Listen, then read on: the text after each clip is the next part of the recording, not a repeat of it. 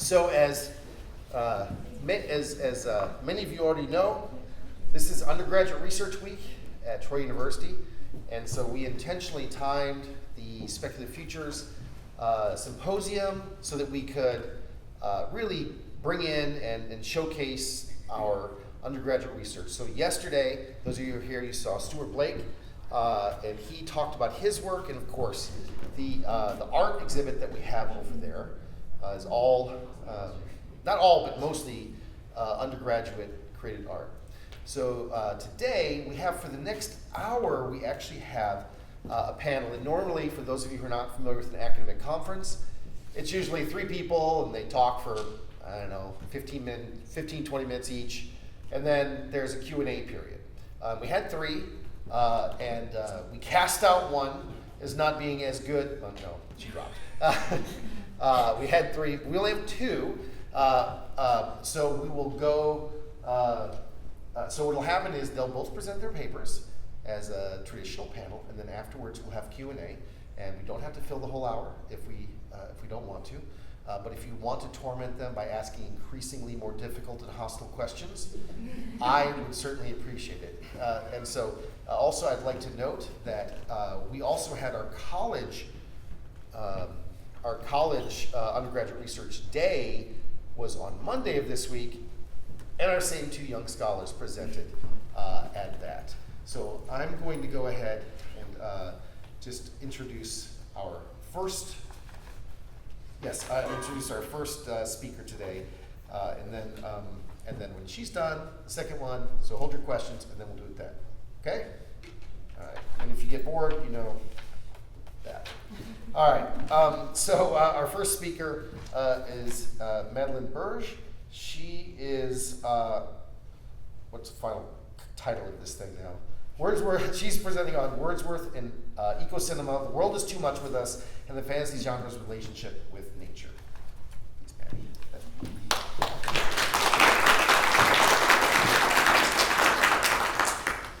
Thank you. Thank you all for being here as well. Human interference in the natural world has been a controversial topic since the English Industrial Revolution. The shift in human history became the catalyst for the Romantic era of English writers. In particular, the father of the genre, William Wordsworth's "This World is Too Much with Us" expresses his distaste for a world that has disconnected from its humanity. His critical viewpoint is a continuing tradition in contemporary works of film, specifically in works of eco-cinema. The fantasy genre of film has taken the mantle of traits of romanticism. Modern fantasy films address nature as the prevailing force in the world. These films closely follow the Romantic era's conventions of nature's sublimity, mysticism, and skeptic attitudes towards the industrial world. Observing eco-fantasy cinema through traditional lens of the Romantic period offers insight into eco-criticism as a tradition of the human creative condition in response to environmental issues. The original Romantic period of Western Europe is typically dated by scholars from beginning in 1785 to ending in 1832. This era lasted less than 50 years, however, its impact has marked the way creatives respond to issues of the natural world. The Romantic movement in England came largely in response to the industrialization in major cities. The most prominent being Manchester, a city that continues to promote itself as being the first industrial city and a place of the middle-class worker. As the textile industry and other forms of factories invaded previously agrarian spaces to pave the way for a modern economy. The period is marked by the removal of the lower class from their land and destruction of said land. As early as 1783, New Forest in Hampshire lost over 90,000 trees to deforestation, going from around 124,000 to 32,000 in total. This trend within the country would later give England the title of one of the most heavily deforested areas of the West. This rapidly changing world did not go unanswered by creatives that lived within it. In opposition to cities of air pollution and unsupervised labor, the Romantic period's connection to nature bloomed under these conditions. The movement's primary focus revolved around the human individual spirit and the conservation of the natural world. William Wordsworth is arguably the most prominent figure in British Romanticism. His poem, "This World is Too Much with Us," captures the greater reaction of creatives of this period. The poem presents Wordsworth's grief for a world that is being left behind as factories take root in the city. The poem describes parts of society being given exchange for economic success, while previously acknowledging that there is nothing in nature that can truly belong to human beings. Wordsworth describes the longing for a world that no longer exists. He searches for evidence of a world untouched by human hands, a world that not even he ever experienced. The wrecking of the environment makes a case for an extreme length of yearning for a world that has forgotten civilized life or never experienced it to begin with. The influence of romantic writings and expression for a new kind of life are reflected in the ways that the fantasy genre takes on notions of environmentalism. The landscape of fantasy tends to allow for greater reflections on the environment through its ability to push to extreme lengths of environmental proof. The fantasy genre takes to similar extremes in order to reinforce romantic concepts. These aesthetics and values both influence fantasy's overall treatment of the nature versus human debate. From J.R.R. Tolkien's supposed influence by William Morris, author of The Roots of the Mountains, creating a realm of nature and balance in the setting of Middle-earth, to Frank Herbert's Dune, invoking the methods of the sublime in the series, Herbert's first novel of this series acting as a criticism to consumerism and nature's role as both terrifying and vast. Whether in Tolkien's world where the race of man is easiest to corrupt, or Herbert's narrative setting crumbling with consumerism greed, these highly popular pieces of fantasy literature carry the legacy of the Romantic period. As these genres intersect, they seek to inform the creation of modern eco-criticism in film.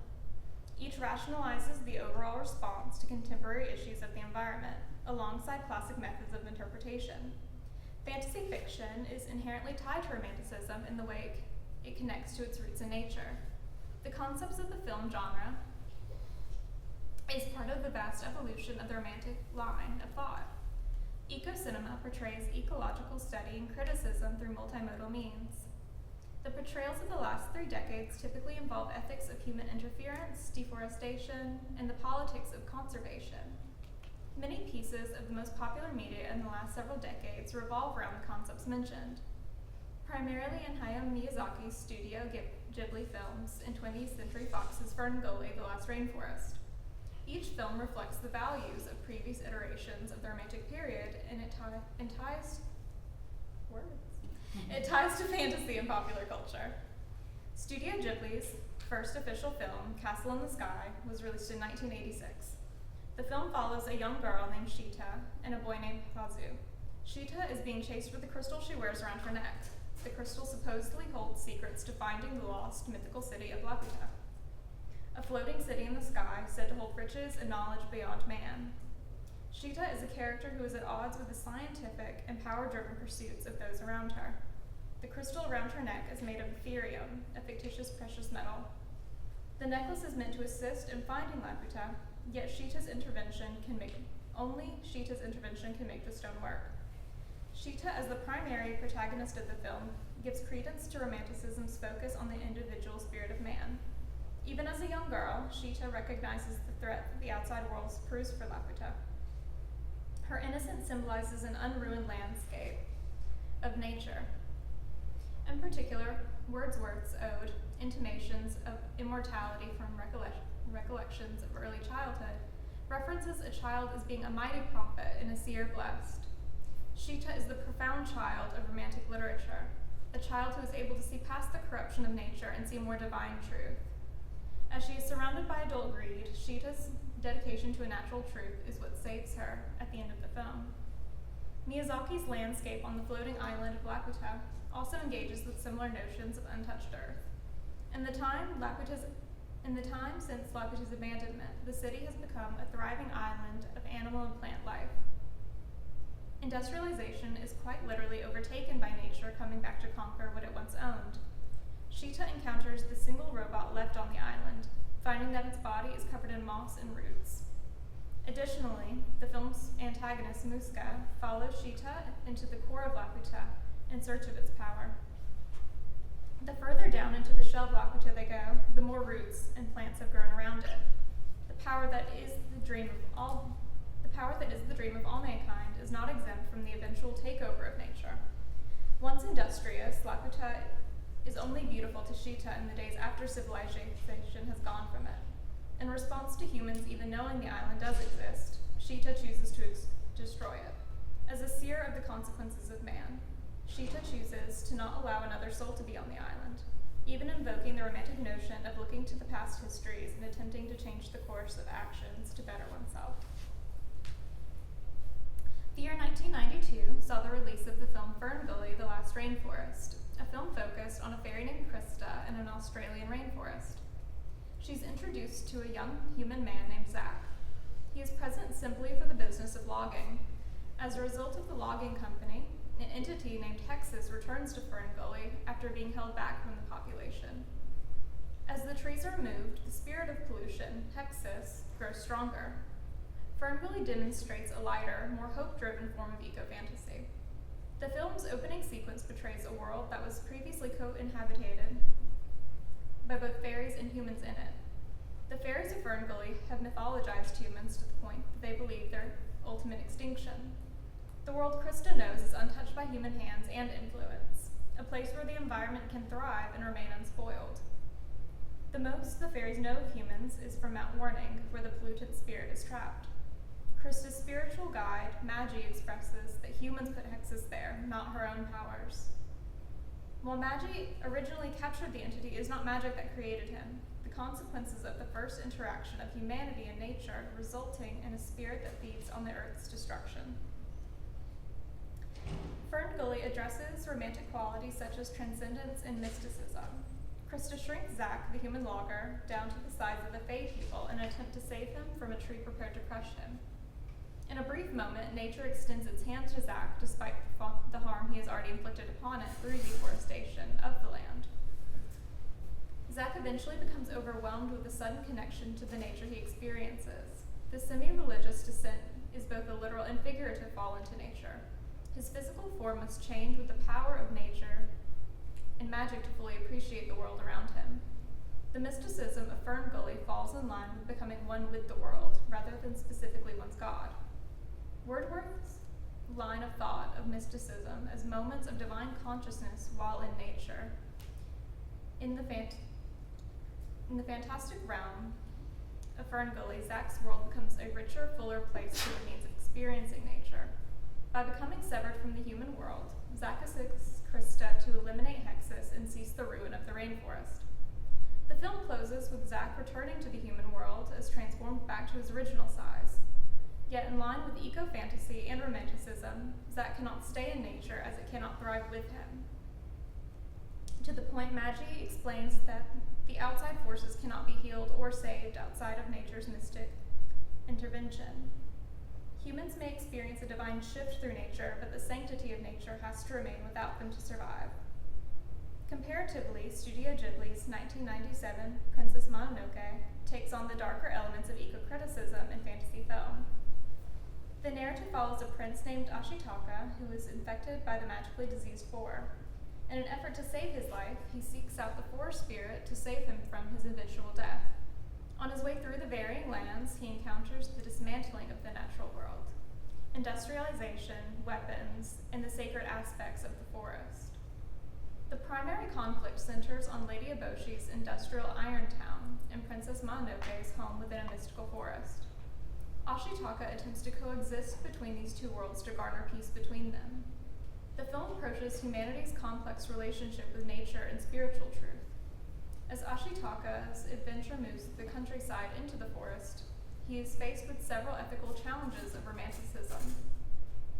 Even from the edge of the forest, Ashitaka asks the creature of the forest for safe passage. While there is terror in entering this realm, he duly finds comfort in its untouched form. The natural world in meeting Princess Mononoke, or San, a human girl raised by a wolf spirit, endows Ashitaka with a desire to secure the bonds of coexistence between human progress and an unblemished earth. Miyazaki's narrative also reflects the origins of the Romantic period through methods of history and fantasy. Human progress is represented by Lady Eboshi's Iron Town, a village within the woods that is industrialized within the limits of 14th century Japan.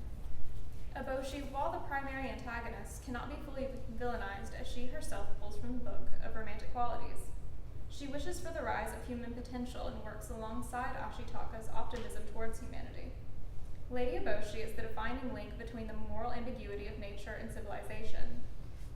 As she moves through her garden, she leads Ashitaka to a building where lepers make her guns. The imagery of the film shows bandaged lepers along the floor, building weapons and guns for their lady. Yet they view her with an unwavering kindness. Where nature has rotted their skin and bones, it is a woman who comes to their aid. And representing the inner conflict of romanticism, Lady Eboshi and Ashitaka must join together in realizing the world is indeed too much with them. As the forest is destroyed by the weapons of man, and quite literally going against the forest spirit, it is proven it cannot be done.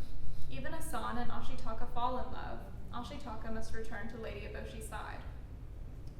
Much like in FernGully, eco-fantasy does not allow for nature and man to fully embrace. The balance of life and industrialization hangs throughout the narrative of fantasy. San's humanity transcends the civilized world in Ashitaka's own sense of being human. Nature and man must be separated in this genre. Humans may experience a divine shift through nature, but the sanctity of nature has to remain untouched. The case for cyclical creation of art is often in literature and other mediums.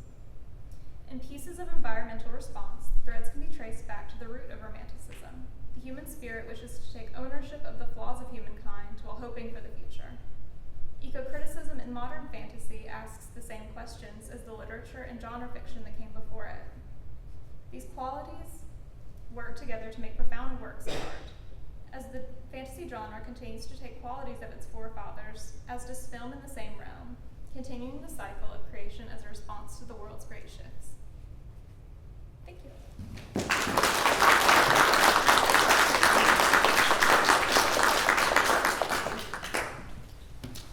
If you could hold your questions to the end, I'll give you guys this one. Oh, I think you're fine without it. All right. I should have asked this. You are no relation to Mary, right? No. Okay. So I was confident of that, but I didn't want to say it. Wouldn't that be a crazy lore drop? That would be great. And there's Shelley. No relation to Mary Shelley. Is going to be speaking on Mary Shelley Reimagined, How Creation versus Creator Has Evolved in Cinematic Retellings. Naeus. Thank you all so much for being here today. It means a lot to me. Mary Shelley's Frankenstein, the first ever science fiction novel born out of an evening of ghost stories, has been the subject of children's nightmares and the premise for classic Halloween costumes for decades.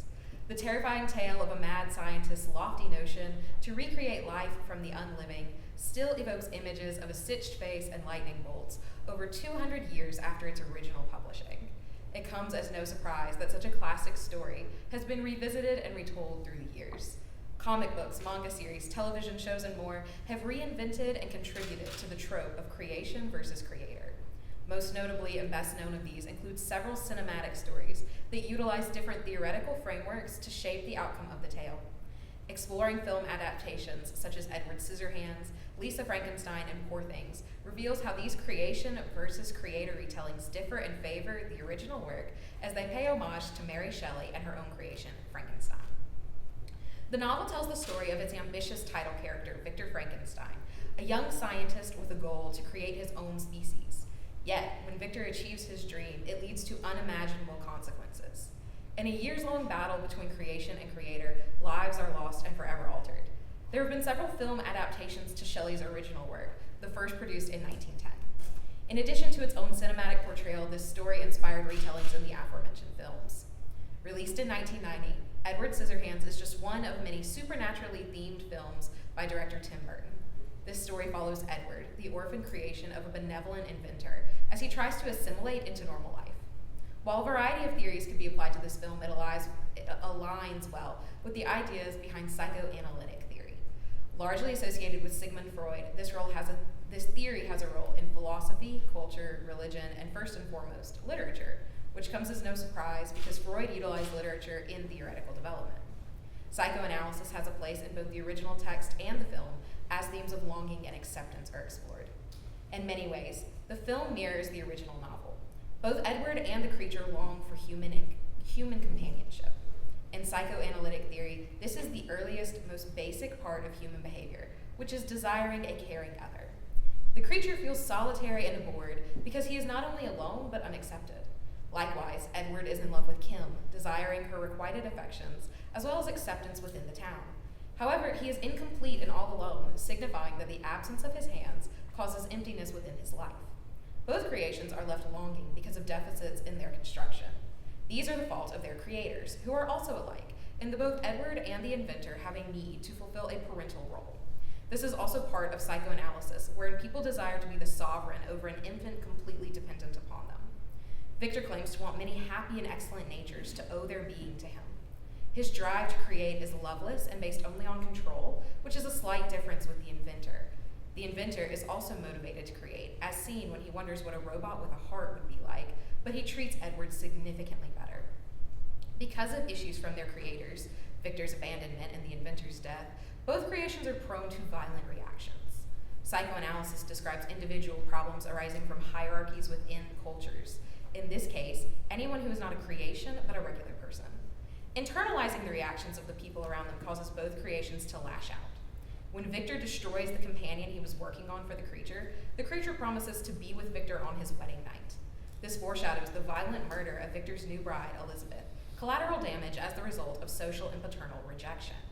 Edward also reacts poorly when the townspeople begin to turn on him, as he rips his regular clothes and home wallpaper with his bladed fingers. Psychoanalysis draws out many parallels between these two works, but also highlights several differences. Key distinctions within this telling are still valuable in keeping with the story themes. A major difference is the idea of invention rather than creation. Creation is defined as something made by divine or natural agency. Invention, however, is considered something previously unknown and suggests an intellectual drive. In terms of psychoanalysis, shame reactions as a barrier to love are seen with the creator figure, but not the inventor figure, the opposite of what one would expect when considering the paternal suggestion of creation. The behavior of the creations also varies in each tale. Though they both experience anger reactions, they respond with either withdrawal or retaliation, wherein the creature chooses violent retribution, but Edward is more passive. The creature says that misery made him a fiend and explains that it was Victor's actions that led him to kill 4 people. The only person Edward harms is Jim in an instance of extreme self-defense.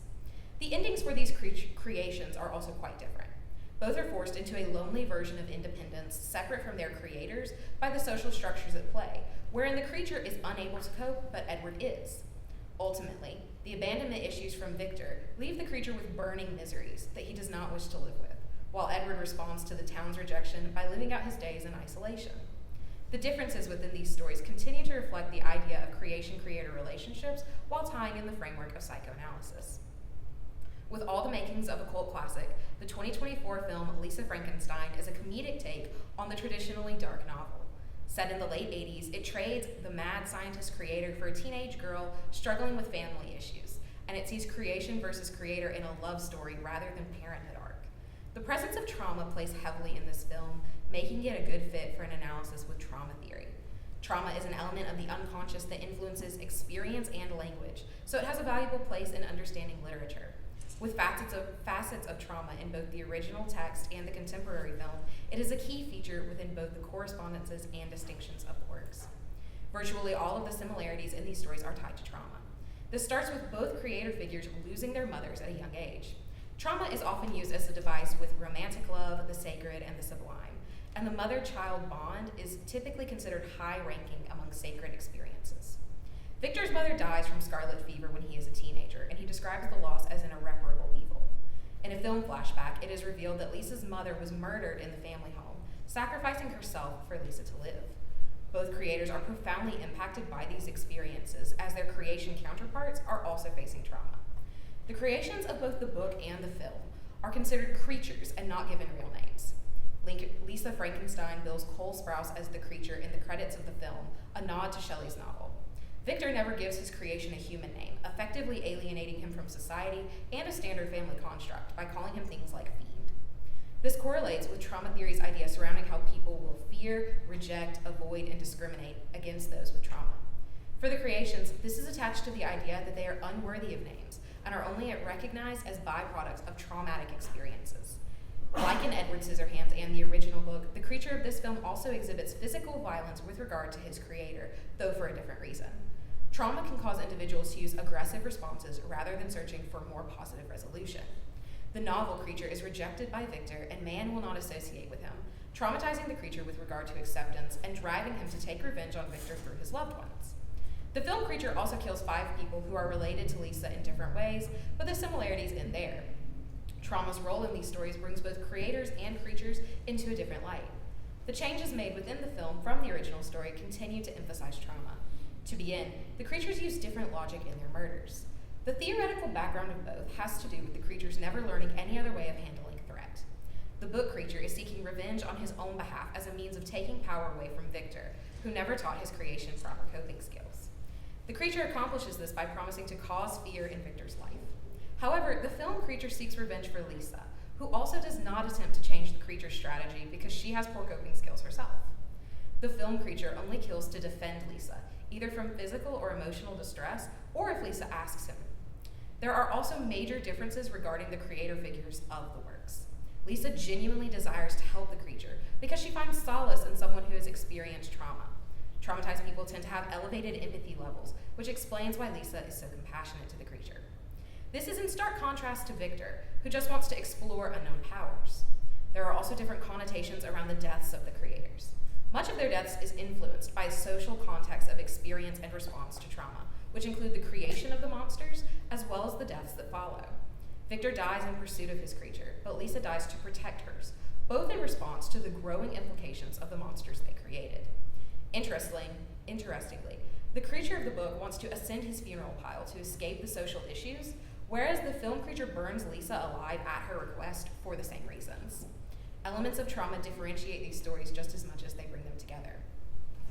Based on the book by Alistair Gray, Poor Things was released in 2023 and became an international success. This unconventional retelling features a gender swap with the creations, making it perfect for an analysis using feminist theory. Feminist theory utilizes intersectional perspectives on gender and culture to explore the concept of emergence.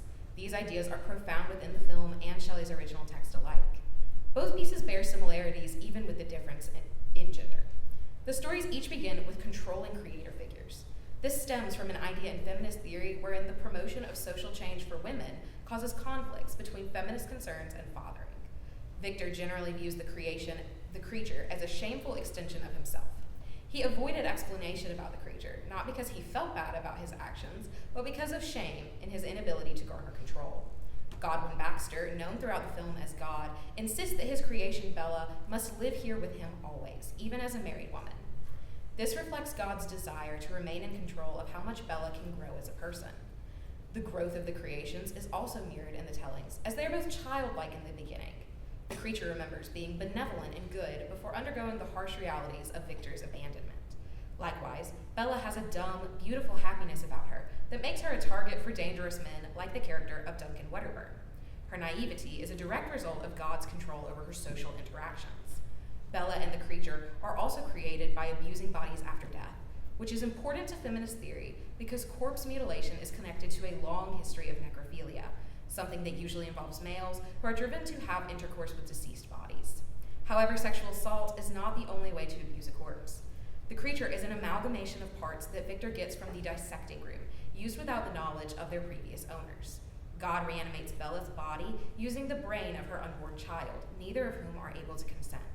These creatures undergo similar woes despite their differences in gender and other variances within their stories.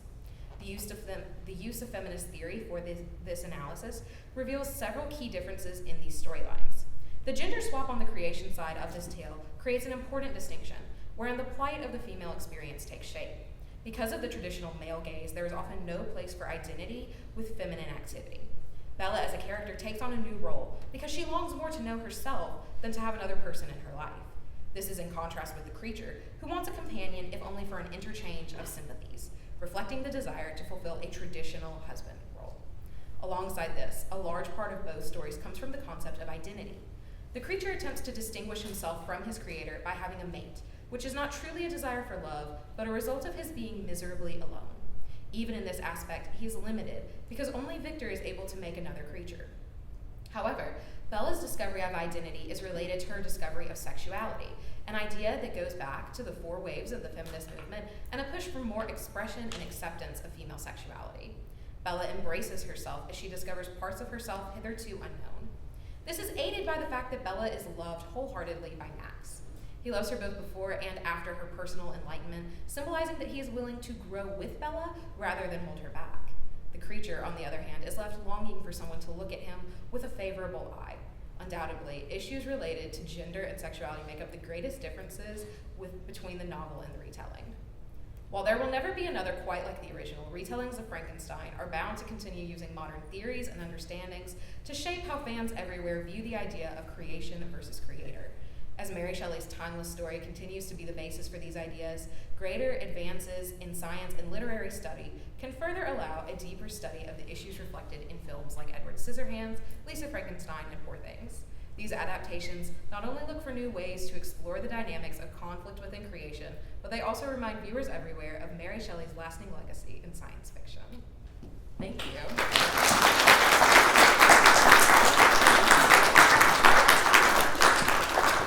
Questions? Oh, wow. You stunned them. Yes, that's amazing. Oh, yes. I have 2 questions. The first one is for Maddie. Hi. So you were talking about Dune, and you were talking about Lord of the Rings, and it got me thinking. You know, they've recently redone a lot of those films. Do you think that stays true to the romantic and sublime kind of ideas from the original novels and the original films? Short, terrible answer, no. Okay. But I think the film visuals in the new Dune does. Okay. I think it's more prevalent in the novel version than it is in either of the original films. Even oh my gosh, that's so terrible. I forgot. David Lynch's version, I think, is pretty lost on it as well. I love David Lynch. That was not a David Lynch slight. And then I think mostly in the film versions of, I think Peter Jackson's Lord of the Rings portrays the romanticism pretty well. Specifically, I love the use of mechanical weaponry by like the orcs and things like that versus the traditional bow and arrow by the elves. Yeah. Thank you. And then my second question. Now, Ms. Shelley, tell me if this is a stretch. Okay. You're talking about this creator kind of versus thing, and I'm thinking about, you were saying the creators need to kind of exact control over the creation, and you know that's the whole point of making it. But all I can think about is, have you seen the Chimp Crazy documentary? Yes. Okay, so they talk about how these people are owning these chimpanzees and they're treating them like children because they need a child that will constantly need them for a little thing that will always need them in the way a child does. And do you think that you have to create something to have that same kind of creation relationship like in Frankenstein? Definitely not. I mean, that's a pretty common thing, maybe not with chimps, but lots of people, you know, have like a fur baby. People who maybe don't want children or can't have children. So yeah, I don't think it's a stretch. I think chimps are interesting for that. But Thank you. Other questions? Can I ask Maddie a question? Oh my, yes. I noticed that most of the films that you use were mostly geared towards younger audiences. So with the content the fantasy eco-cinema content that is more geared to adults, such as the the television adaptation of Game of Thrones, do you think that there are different devices used to convey similar themes, like with the weirwood trees and things like that? I'm so glad you mentioned the weirwood trees. Specifically, I think their use of, in the North, like the esoteric religion, especially the way it goes against the Seven as being kind of the Abrahamic religion of that world. I think it really lends itself to mysticism, especially the way that, I guess the show not as much, but the use of prophecy and things like that's really interesting. Thank you. Yeah, thank you. I'd like to piggyback off of that, if y'all don't mind me talking. So, talking about a lot of the younger audiences, do you think that animation, even in like the Studio Ghibli films, do you think that animation makes it more accessible to people, like easier to digest? I think so. I mean, just personally, especially, we can kind of push the limits as to what you're able to show on screen. Sure. I guess similar to even in literature, you could just write down whatever you want and hope it conveys. You can draw it and make art to express things that I think can't always necessarily be shown, even through CGI and things like that. Go ahead. I'm scared. You shouldn't be. Anyway, so I love the movie Lisa Frankenstein, as you may I picked that up. Yeah. How do you think romance changes the creator and creation story, especially even how she's reanimated at the end? Yeah, I don't really. So definitely throughout.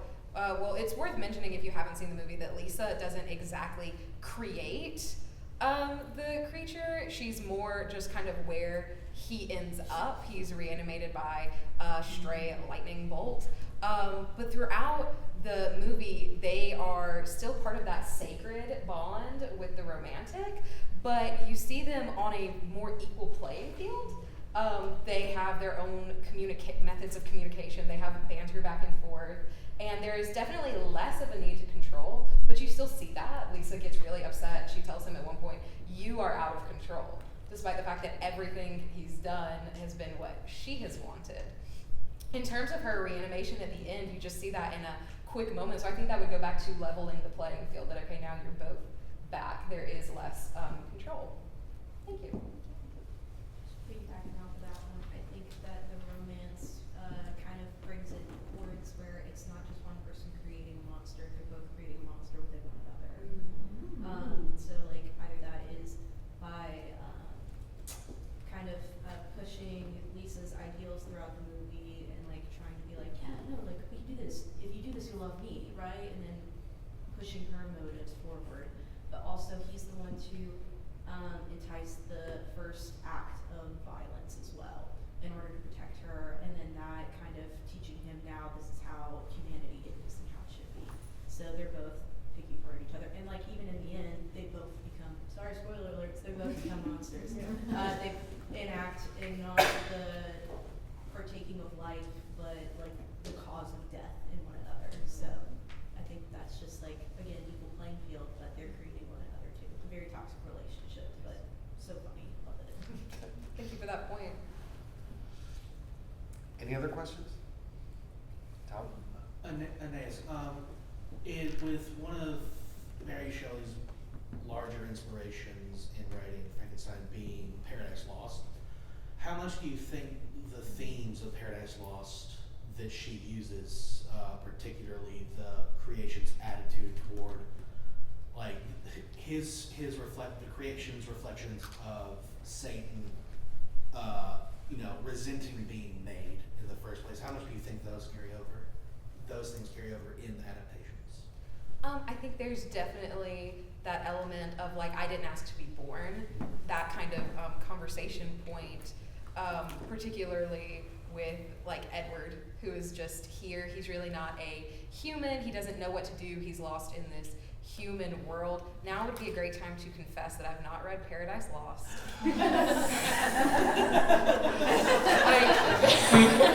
Small red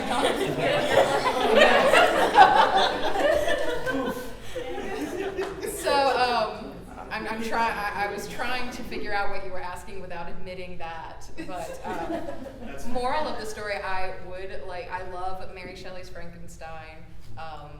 I guess the Shelley connection, I just feel drawn to that book. So I would like to further some research, further look at some of those religious themes. So if you don't all hate me now. This is a question for both of you, but how, in relationship to the works that you read over and transpired, how do they relate to real life? How do they connect to real life for an individual, or bring to the forefront of maybe conservatism or psychology and what people deal with on a day-to-day basis? That is a wonderful question. In particular, I looked at Wordsworth, and Well, I think you can take a lot of it, like in the political, like in the idea of conservation and things like that. Also, so much of it is just enjoying the natural world. So much of his work is quite short, and it's just glimpses of moments in your day-to-day. It's a really poetic way to talk about poetry, but I guess it is just, it's walking by a plant and you love it, and it's just enjoyable, and sometimes that's all you get out of the day. Thank you. I would say that, you know, there's ideas and themes, not just in the book, but throughout all of those movies. So acceptance and rejection in Edward Scissorhands, how that, you know, isolates him, drives him, you know, this wonderful, sweet creature, you know, ultimately has to kill Jim. Lisa Frankenstein, how her family issues, Lisa throughout the film is unable to get help. People don't take her seriously even after she suffered this massive trauma. They tell her that she's faking it, she's using it for attention, she killed her mom, all of these really crazy things. And you see how that further isolates her. And then, of course, with Bella Baxter in Poor Things, how God's control of her leads her into this very dangerous situation with Duncan Wedderburn. Ultimately, she comes out of that, but we know that lots of women don't. We know that lots of women end up in abusive situations and they stay there, bad things happen. So I'd say all of the films can be applied to real life. Looking at the book, all of those themes are also explored. Mary Shelley's Frankenstein is also a little bit like a precursor to Jurassic Park. Like, what if we did this? You shouldn't do it. It's only going to end poorly. So there's that as well. Thank you. Can I piggyback off of that? I was thinking about when you were talking about, especially Poor Things, about the way that Bella's body is literally taken control of by men, and how the men in her life, men plural, have so much, like she has no body, the whole movie is her getting her own bodily autonomy, and there's so many men in her life that are like, you know, policing how she's using her body, shaming her for that. She doesn't have innate shame, right? Like, she comes to this as just like, sex is fun, I don't see any issues with that, and it's the external factors that are giving her those sort of like framework to feel shame, to feel, I don't even know. But I'm just thinking about that in terms of the political climate we have right now of legislating women's bodies and how that kind of, I don't know, is relevant to today's politics. And yeah. That wasn't a question, I'm sorry. But it was a wonderful statement. Any other questions? Okay, I have fulfilled my promise of not asking any questions after I ambushed both of them with impossible questions on Monday. You're very welcome. Let's thank them both for